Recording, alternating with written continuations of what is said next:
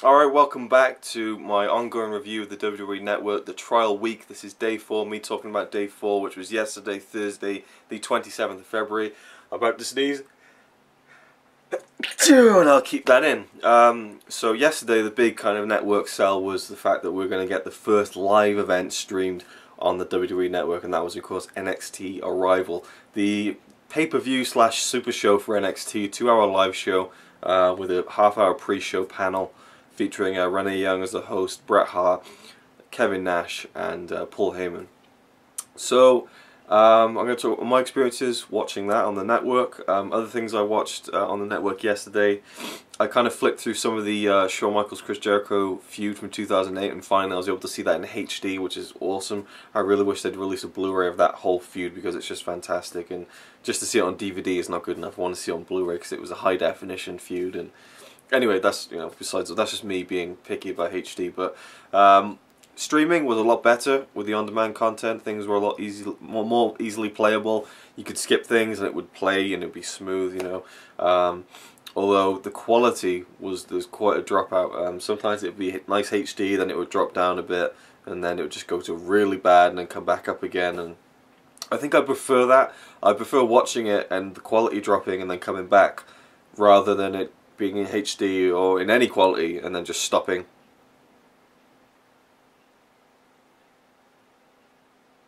For 5 seconds. It's annoying, right? And you don't want to watch stuff like that. So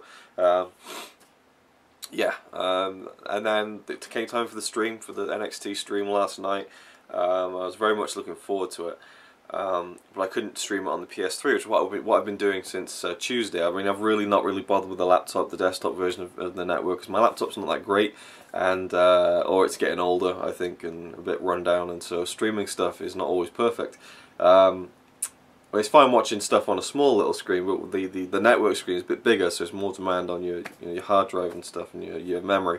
So anyway, I've been mainly using the PS3. It's a much more capable machine to run the network through, I've found. But I couldn't really blast up NXT Arrival at 2 in the morning on the 50-inch TV, because our TV's in the same room as our bedroom. We have kind of like an open plan kind of thing. So yeah, I couldn't really do that, otherwise Connie wouldn't have appreciated that at all. So I had to use it on my laptop, and it was watchable. The quality was great, but it would sometimes slow down a bit like that, but the audio was still there, and then it would come back and be quite crisp and then just slow down a bit. So throughout the whole event I'd miss some moves sometimes, but luckily the replays I actually got to see. But I'm sure if I had a capable laptop it would have run really nicely. And then we got to the problem, the big problem. Well, it was going so well, and after the Divas match, the women's match, I guess you could say, I went to the toilet, and I came back and it was froze on a shot of Tyler Breeze's hand with his phone. I was like, oh, that's strange, After 2 hours watching this with no interruptions, it's frozen as soon as I've left the room. So I refreshed, and it started playing this Adrian Neville package that has been played earlier on, and I thought, oh, I've already seen this, so is this a different package? No, it's the same package. So I tried clicking on the live button, and nothing happened, so I tried skipping to the end, nothing happened. I tried restarting the page, and then it just came back to the shot of Tyler Breeze with his phone, and it just kind of like, it's a 4-second clip, and he's like, oh, but he's so, vain or whatever, and it's just like, him doing that thing, and then it just freezes, and just the same thing over and over again. Close the browser, open it up again, the same thing over and over again. You go into Internet Explorer, you go to Firefox, same thing over and over again. Wouldn't run on Firefox, Internet Explorer's a piece of shit anyway. Google Chrome, same thing over and over again. And I'm just seeing all these tweets are like, oh, HBK, oh, this match, and I'm just like, oh, this is the worst. It's really, and I thought it was just me, but I was looking on Twitter and there were so many people who were talking about not only the fact that their stream had crashed, but the fact that they were just seeing Tyler Breeze's face over and over again. So yeah, awful, really awful. I could go to the schedule on the desktop, and then I could go to watch NXT Arrival from the beginning, and if I click from the beginning it would actually start where it is live, but it would only play for 4 seconds and then freeze. And then if you tried to skip back just a little bit, back to Tyler Breeze again, and it's just like, this is the most infuriating thing. And I've heard that people were able to restart the app on the PS3 and stuff like that, and it worked, but desktop, fucked. It just so happens that a friend of mine was actually using a screen share kind of thing and streaming his stream on Twitch, and so it was really low quality, but it was watchable, and so I watched that and caught the last few minutes of the ladder match and got to see Adrian Neville winning the championship, so that was cool. But this is a big no-no for me because, you know, honestly, at the beginning of the NXT Arrival show, when they had Cesaro versus Sami Zayn, after that match, I was like, you know what, I don't care if I'm low on money right now, I'm going to find a way to buy this network, because that was worth the whole $10 and more, that match. And seeing it live was a great experience. And with that match, the opening of NXT Arrival, WWE, they sold me on the network. Completely sold me.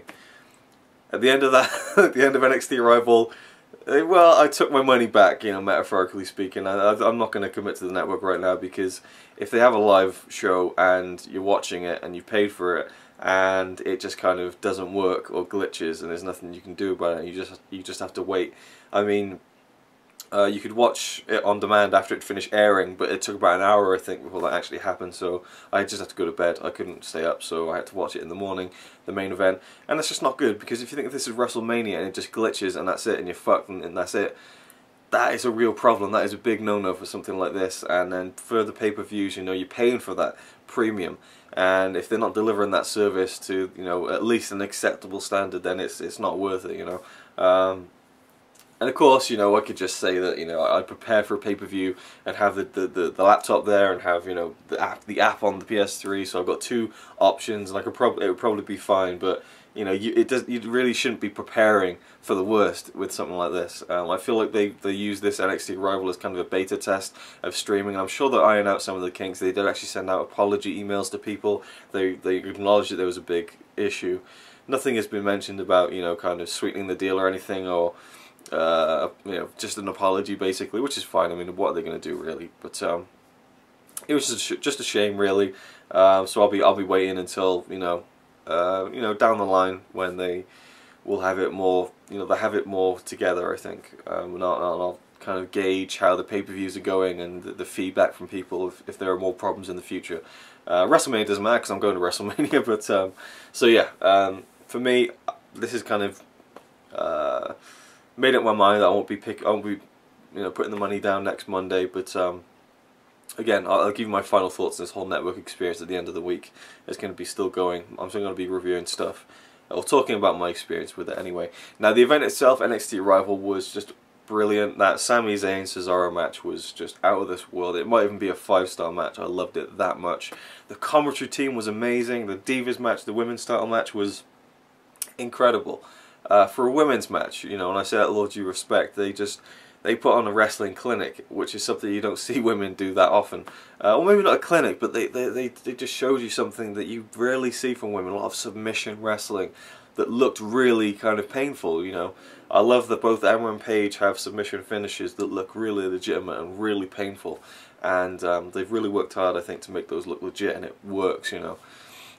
When the women on NXT, your developmental territory, can have a submission finisher that is much more kind of realistic and painful looking than, you know, your #1 guy in the company, John Cena, then that's when you need to start, you know, especially Cena, need to start taking note of what you're doing in the ring. Although, just to go completely off topic, well, not off topic, but completely on another point, John Cena was on Stone Cold Steve Austin's podcast last week, and I loved that moment where Austin was like, Cena, man, that STF, you gotta snug that thing up for me, man, please. And Cena was like, I'll see what I can do, sir. You know, because when he does that STF, he's just like that, and there's just like about that much room between someone's head, and it just doesn't look like he's doing anything. But those women, they really had some great submissions in that match, even some I'd never seen before. So a really good match. The rest of the card was okay, you know. They had the Ascension versus Too Cool, very random. I just imagine thinking, like, what happened at the you know, the NXT offices or the WWE offices when they're like, who can we have to face the Ascension? Have you got Too Cool's number? You know, I don't know where the connection is there, but it was fun to see those guys. I mean, I grew up watching Too Cool, but you know, seeing the Worm, and the Worm is still over, but really just a vehicle for the Ascension to get over, I guess. And it doesn't, well, yeah, I guess could be better than just like demolishing a team that's on NXT. I don't know, but it was, you know, it was what it was. The Mojo Rawley versus that Moonchild guy, I think, that was okay. And I didn't get to see the Tyler Breeze match, although apparently it was just that Rusev Bulgarian guy just interfering and making a statement. So yeah, the 3 main matches were incredible, and I'll be doing actually a separate review for it because I don't want this video to be too long. But suffice to say, NXT Rival, bar the main event being completely glitched and fucked and I couldn't watch it, it was a great experience. It was you know, a historic event. I really enjoyed it. It's just that stream issue that really took the enjoyment out of it for me as an experience, not as, you know, as a show. But yeah, awesome stuff. I'll come back at you tomorrow with my thoughts on Day 5. I'm going to try and check out the SmackDown, I think the pre-show, and the SmackDown Backstage Pass. I'm interested in how they're going to do this, because if they're doing that live, then you know, it's not going to be while SmackDown's taking place, because that was taped on Tuesday. But they might just do it where they've already filmed it just before SmackDown, they've already filmed it just after SmackDown. I'm not sure. We'll see what happens there, because I'm sure they have actually interactive tweets and stuff, so maybe they'll do it live, just as a studio-based kind of thing. We'll see. I'm looking forward to that.